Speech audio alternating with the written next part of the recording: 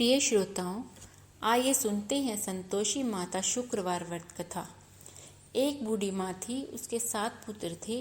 6 कमाने वाले थे, एक निकम्मा था। बुढ़िया माँ 6 पुत्रों की रसोई बनाती, भोजन कराती और जो कुछ छूटन बचती वह 7वें को दे देती थी। परंतु वह बड़ा भोला भाला था, मन में कुछ विचार नहीं करता था। एक दिन अपनी बहू से बोला, देखो मेरी माँ का मुझ पर कितना प्रेम है। वह बोली, क्यों नहीं, सबका झूठा बचा हुआ तुमको जो खिलाती हैं। वह बोला, ऐसा नहीं हो सकता, मैं जब तक आंखों से न देख लूं मान नहीं सकता। बहू ने हंसकर कहा, तुम देख लोगे तो मानोगे। कुछ दिन बाद बड़ा त्योहार आया।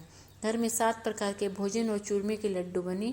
वह जांचने को सिरदर्द का बहाना कर पतला कपड़ा सिर पर ओढ़ कर रसोई घर में सो गया। वह कपड़े में से सब देखता रहा। 6 भाई भोजन करने आए। उसने देखा माँ ने उनके लिए सुंदर सुंदर आसन बिछाए हैं, 7 प्रकार की रसोई परोसी है और माँ आग्रह करके उन्हें जिमाती है। वह देखता रहा। 6 भाई भोजन कर उठे, तब माँ ने उनकी झूठी थालियों में से लड्डुओं के टुकड़ों को उठाया और एक लड्डू बनाया। जूठन साफ कर बुढ़िया माँ ने पुकारा, बेटा उठो, 6 भाई भोजन कर गए, अब तू ही बाकी है, उठन कब खाएगा। वह कहने लगा, माँ मुझे भोजन नहीं करना, मैं परदेश जा रहा हूँ। माँ ने कहा, कल जाता है तो आज ही जा।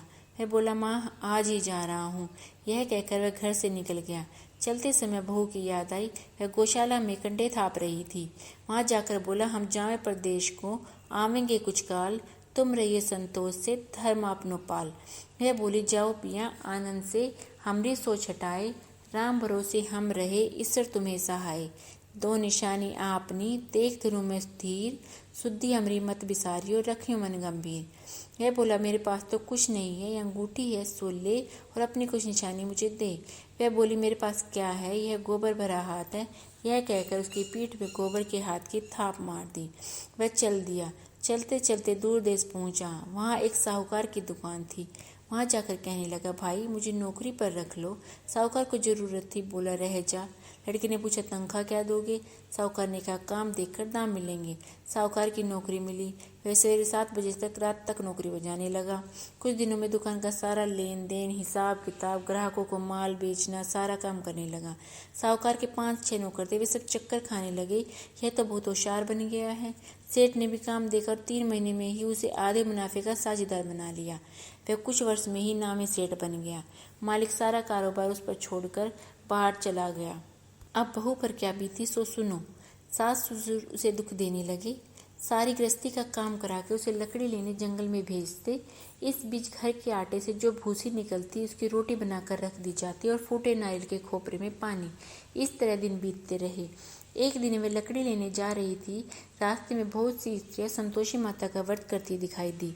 वह वहां खड़ी होकर कथा सुनने लगी और पूछा, बहनों ये तुम किस देवता का व्रत करती हो, उसके करने से क्या फल मिलता है, इस व्रत को करने की क्या विधि है। यदि तुम अपने इस व्रत का विधान मुझे समझाकर कहोगी तो मैं तुम्हारा एहसान मानूंगी। तब उनमें से एक स्त्री बोली, सुनो, यह संतोषी माता का व्रत है। इसके करने से निर्धनता दरिद्रता का नाश होता है, लक्ष्मी आती है, मन की चिंताएं दूर होती हैं, घर में सुख होने से मन को प्रसन्नता और शांति मिलती है, निपुत्री को पुत्र मिलता है, प्रीतम बाहर गया हो तो शीघ्र घर आवे, कुंवारी कन्या को मनपसंद वर मिले, राजद्वारे में बहुत दिनों से मुकदमा चल रहा हो खत्म हो जावे, कलह क्लेश की निवृत्ति हो, सुख शांति हो, घर में धन जमा हो, पैसे जायदाद का लाभ हो, रोग दूर हो जावे और जो कुछ मन में कामना हो वो सब संतोषी माता की कृपा से पूरी हो जाती हैं, इसमें कोई संदेह नहीं। वह पूछने लगी, यह व्रत कैसे किया जाए, यह भी बताओ तो बड़ी कृपा होगी। वह कहने लगी, 1.25 आने का गुड़ चना लेना, इच्छा हो तो 5 रुपए का लेना या 100 रुपए का भी सहूलियत के अनुसार लेवे। बिना परेशानी और श्रद्धा व प्रेम से जितना भी बन सके सब आया लेना। प्रत्येक शुक्रवार को निराहार रहकर कथा सुनना, इसके बीच कर्म टूटे नहीं। लगातार नियम पालन करना। सुनने वाला कोई न मिले तो घी का दीपक जलाकर उसके आगे जल के पात्र को रखकर कथा कहना, परंतु नियम न टूटे। जब कार्य सिद्ध न हो तो नियम का पालन करना और कार्य सिद्ध हो जाने पर ही व्रत का उद्यापन करना। 3 मास में माता फल पूरा करती हैं। यदि किसी के खोटे ग्रह हों तो भी माता 1 वर्ष में अवश्य कार्य सिद्ध करती हैं। फल सिद्ध होने पर ही उद्यापन करना चाहिए, बीच में नहीं। उद्यापन में 2.5 सेर आटे का खाजा तथा इसी परिमाण से खीर तथा चने का साग करना। 8 लड़कों को भोजन कराना। जहाँ तक मिले देवर जेठ भाई बंधु के हों, न मिले तो रिश्तेदारों और पड़ोसियों के लड़कों को बुलाना, उन्हें भोजन करा यथाशक्ति दक्षिणा की जगह एक एक फल उन्हें देना, इस दिन घर में कोई खटाई न खाए। यह सुन बुढ़िया के लड़के की बहू चल दी। रास्ते में लकड़ी के बोझ को बेच दिया और उन पैसों से गुड़ चना ले माता के व्रत की तैयारी कर आगे चली और सामने मंदिर देखकर पूछने लगी, यह मंदिर किसका है? सब कहने लगे, संतोषी माता का मंदिर है। यह सुनकर माता के मंदिर में जाकर चरणों में लौटने लगी। दीन हो विनती करने लगी, माँ मैं निपट अज्ञानी हूँ, व्रत के कुछ भी नियम नहीं जानती, मैं बहुत दुखी हूँ। हे माता जगत जननी, मेरा दुख दूर करो, मैं तेरी शरण में हूँ। माता को दया आई। एक शुक्रवार बीता कि दूसरे को उसके पति का पत्र आया और तीसरे को उसका भेजा हुआ पैसा भी आ पहुंचा। यह देख जेठानी मुंह सुकोड़ने लगी, इतने दिनों में पैसा आया, रुपया आया, इसमें क्या बड़ाई है? लड़के ताना देने लगे, काकी के पास तो अब पत्र आने लगा, रुपया आने लगा, अब तो काकी की खातिर बढ़ेगी, अब तो काकी बोलने से भी नहीं बोलेगी। बेचारा सरलता से कहती है, भैया पत्र आए रुपया आवे तो हम सब के लिए अच्छा है। ऐसा कहकर आंखों में आंसू भरकर संतोषी माता के मंदिर में चरणों में लौट कर कहने लगी, हे माँ, मैंने तुमसे पैसा नहीं मांगा, मुझे पैसे से क्या काम, मैं तो अपने स्वामी के दर्शन और सेवा मांगती हूँ। तब माँ प्रसन्न होकर कहा, जा बेटी, तेरा पति आवेगा। वह सुनकर खुशी से बावली होकर जग में जाकर काम करने लगी। और संतोषी माँ विचार करने लगी, इस भोली पुत्री से मैंने कह तो दिया तेरा पति आवेगा, पर आवेगा कैसे? वह तो वैसे सपन में भी याद नहीं करता, उसे याद दिलाने तो मुझे स्वयं ही जाना पड़ेगा। इस तरह माता बुढ़िया के बेटे के सपन में जा प्रकट हो कहने लगी, साहूकार के बेटे सो रहा है या जाग रहा है? वह कहने लगा, माता सोता भी नहीं हूँ, जागता भी नहीं हूँ, कहो क्या आज्ञा है। माँ कहने लगी, तेरे घर बार कुछ है या नहीं? वह बोला, मेरा सब कुछ है माँ, माँ बाप बहू क्या कमी है? माँ बोली, भोले पुत्र, तेरी स्त्री घोर कष्ट उठा रही है, वह तेरे लिए तरस रही है, तू उसकी सुधि ले। वह बोला, हाँ माता, यह तो मुझे मालूम है, पर तो जाऊँ कैसे? परदेश की बात है, लेन देन का कोई हिसाब नहीं, कोई जाने का रास्ता नहीं, कैसे चला जाऊँ? माँ कहने लगी, मेरी बात मान, सवेरे नहा धोकर संतोषी माता का नाम ले, घी का दीपक जला, दंडवत पर दुकान पर जा बैठना, देखते देखते तेरा सब लेन देन चुक जाएगा, जमा माल बिक जाएगा, सांझ होते होते धन का ढेर लग जाएगा। अब सवेरे जल्दी उठ, भाई बंधुओं से अब सपने की सारी बात कहता है। वे सब उसकी बात अनसुनी कर दिल लगे उड़ाने लगे, कहीं सपने भी सच होते हैं। एक बूढ़ा बोला, देख भाई, मेरी बात मान, इस प्रकार साथ झूठ करने के बदले में देवता ने जैसा कहा है वैसा ही करने में तेरा क्या जाता है? अब बूढ़े की बात मानकर वह नहा धोकर संतोषी माता को दंडवत, घी का दीपक जला दुकान पर जा बैठता है। थोड़ी देर में ही वे क्या देखता है कि देने वाला रुपया देने लगे और लेने वाले हिसाब लेने लगे। कोठे में भरे सामानों के खरीदार नगद नाम में सौदा करने लगे। शाम तक धन का ढेर लग गया।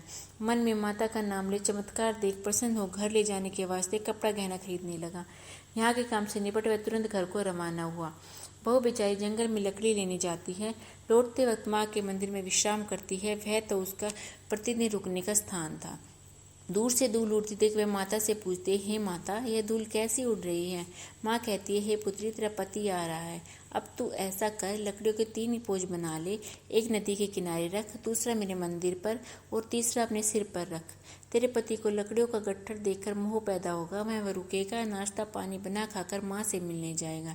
तब तू लकड़ियों का भारी बोझ उठाकर जाना और चौक में गट्ठर डालकर जोर से 3 आवाजें देना, लो सासू जी, लकड़ियों का गट्ठर लो, भूसे की रोटी दो, नारियल के खोपरे में पानी दो, आज मेहमान कौन आया है? बहुत अच्छा माँ, कहकर वे प्रसन्न मन से लकड़ियों के 3 गट्ठर ले आई, एक नदी के किनारे पर और माताजी के मंदिर पर रखा। इतने में मुसाफिर आ पहुंचा। सूखी लकड़ी देखकर उसकी इच्छा हुई कि अब यहीं विश्राम करे और भोजन बना खाकर गांव जाए। इस तरह रुककर भोजन बना विश्राम करके वह गांव को गया। सबसे प्रेम से मिला। उसी समय सिर पर लकड़ी का गट्ठर लिए वह उतावली सी आती है। लकड़ियों का भारी बोझ आंगन में डालकर जोर से 3 आवाजें देती है, लो सासू जी, लकड़ियों का गट्ठर लो, भूसे की रोटी दो, नारियल के खोपरे में पानी दो, आज कौन मेहमान आया है? यह सुनकर उसकी सास बाहर आकर अपने दिए हुए कष्टों को भुलाते हुए कहती है, बहू ऐसा क्यों कहती है? तेरा मालिक ही तो आया है, आ बैठ, मीठा भात खा, भोजन कर, कपड़े गहने पहन। उसकी आवाज़ सुन उसका पति बाहर आता है। अंगूठी देख व्याकुल हो जाता है। माँ से पूछता है, माँ यह कौन है?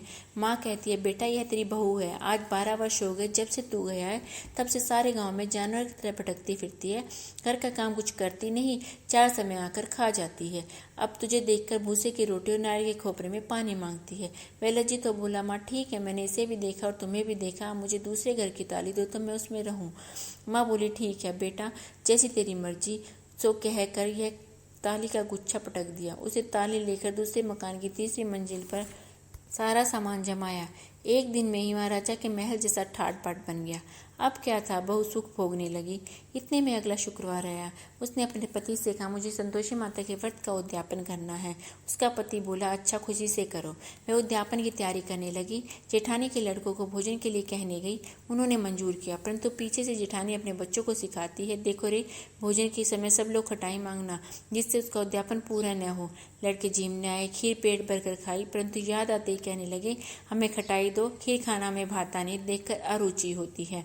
वह कहने लगे, भाई खटाई किसी को नहीं दी जाएगी, है तो संतोषी माता का प्रसाद है। लड़के उठ खड़े हुए, बोले, पैसा लाओ। बोली, बहू कुछ जानती नहीं थी, सो पैसे उन्हें दे दिए। लड़के उसी समय हट करके इमली खाने लगे। यह देखकर बहू पर माता जी ने कोप किया। राजा के दूत उसके पति को पकड़ कर ले गए। जेठ जिठानी मनमाने खोटे वचन कहने लगे, लूट लूट कर इकट्ठा धन कर लाया था, अब सब मालूम पड़ जाएगा जब जेल की हवा खाएगा। बहुत से वचन सहन नहीं हुए। रोती हुई माता जी के मंदिर गई, कहने लगी, हे माता, तुमने यह क्या किया? हंसाकर अब भक्तों को रुलाने लगी। माँ बोली, तू बेटी, तूने उद्यापन करके मेरा व्रत भंग किया है, इतनी जल्दी आज सब बातें भुला दी। वह कहने लगी, माता, भूली तो कुछ नहीं कुछ अपराध किया, मैंने तो लड़कों को भूल से पैसे दे दिए, मुझे क्षमा कर दो माँ, मैं फिर से तुम्हारा उद्यापन करूंगी। माँ बोली, अब भूल मत करना।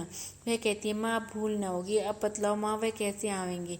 माँ बोली, जा पुत्री, तेरा पति तुझे रास्ते में ही आता मिलेगा। वह निकली, राह में पति आता मिला। वह पूछती है, तुम कहाँ गए थे? वह कहने लगा, इतना धन कमाया है, उसका टैक्स राजा ने मांगा था, वह भरने गया था। वह प्रसन्न हो बोली, भला हुआ, अब घर चलो। घर गए। कुछ दिन बाद फिर वह शुक्रवार आया। वह बोली, मुझे माता का उद्यापन करना है। पति ने कहा, करो। वो फिर जेठ के लड़कों को भोजन के लिए कहने गई। जेठानी ने एक दो बातें सुनाई और लड़कों को भेज दिया, तुम सब लोग पहले ही खटाई मांगना। लड़के भोजन से पहले खटाई मांगने लगे, हमें खीर नहीं खानी, हमें जी बिगड़ता है, कुछ खटाई खाने को दो। यह बोली, खटाई किसी को नहीं दी जाएगी, आना हो तो आओ। वह ब्राह्मणों के लड़के लाकर भोजन कराने लगी। यथाशक्ति दक्षिणा की जगह एक फल नहीं दिया। इससे संतोषी माता प्रसन्न हुई। माता की कृपा होते ही 9वें महीने उसके चंद्रमा के समान सुंदर पुत्र प्राप्त हुआ। पुत्र को पाकर प्रतिदिन माता जी के मंदिर को जाने लगी। माँ ने सोचा, ये रोज आती है, आज क्यों न मैं इसके घर चलूं, इसका आसरा देखूं तो सही। यह विचार कर माता ने भयानक रूप बनाया। गुड़ चने से सना मुख, ऊपर सूंड के समान होठ, उस पर मक्खियां भिनभिना रही थी। दहलीज पर पाँव रखते ही उसके साथ चिल्लाई, देखो रे, कोई चुड़ैल डाकिन चली आ रही है, लड़कों इसे भगाओ, नहीं तो किसी को खा जाएगी। लड़के भागने लगे, चिल्लाकर खिड़की बंद करने लगे। वो रोशनदान में से देख रही थी। प्रसन्नता से पगली पन चिल्लाने लगी, आज मेरी माता जी मेरे घर आई हैं। वह बच्चे को दूध पिलाने से हटाती है। इतने में सास का क्रोध फूट बोली, रानी से देखकर कैसी उतावली हुई जो बच्चे को पटक दिया। इतने में माँ के प्रताप से लड़के ही लड़के नजर आने लगते हैं। वह बोली, माँ जी, मैं जिनका व्रत करती हूँ यह वही संतोषी माता है। इतना कहकर झट से सारे घर के किवाड़ खोल देती है। सबने माता जी के चरण पकड़ लिए और विनती कर कहने लगे, हे माता, हम मूर्ख हैं, हम अज्ञानी हैं, तुम्हारे व्रत की विधि हम नहीं जानते, व्रत भंग कर हमने बहुत बड़ा अपराध किया है। जग माता, आप हमारा अपराध क्षमा करो। इस प्रकार माता प्रसन्न हुई। बहू को प्रसन्न हो जैसा फल दिया वैसा माता सबको दे। जो पढ़े उसका मनोरथ पूर्ण हो। बोलो संतोषी माता जी की।